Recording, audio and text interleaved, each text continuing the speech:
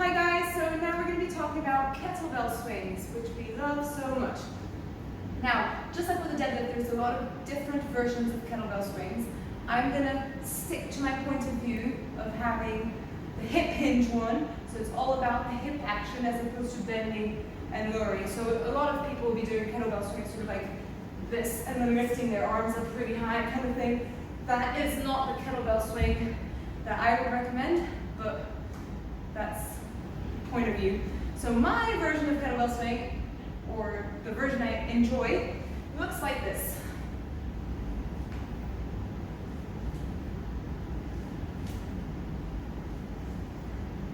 So as you can see, it's like a sped up version of the hip hinge. And again, the movement starts from the hips. My arms are actually not working at all in this movement. The kettlebell just goes up and down from the momentum that has been generated from my hips.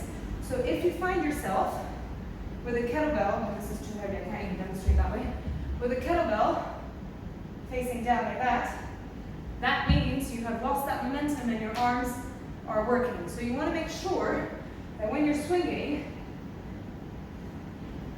the kettlebell isn't doing this, yeah? That's the first thing. Second thing, kettlebell doesn't need to go up here.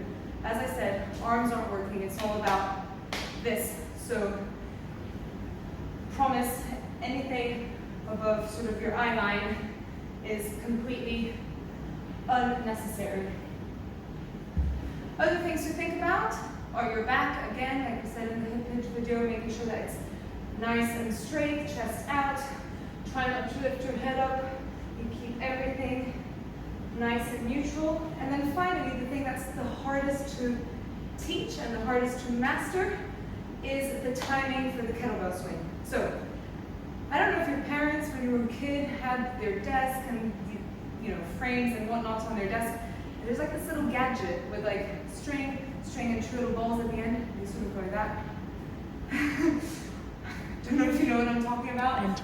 But most of us have seen them. We're gonna imagine that your hips, that's one of the balls. Kettlebell, that's the other one of the balls. So as the kettlebell comes towards my hips, I move it out of the way at the very last minute, as if the kettlebell was pushing my hips out of the way, and then my hips are pushing the kettlebell out of the way. So that is really the hardest thing to do, is that timing business, and it just takes practice because you want to make sure that all of the action is coming from here, and if you don't get that timing right, that is where you start lifting your arms and using your upper body when we're really looking to work our glutes and our hamstrings. Any questions, let me know.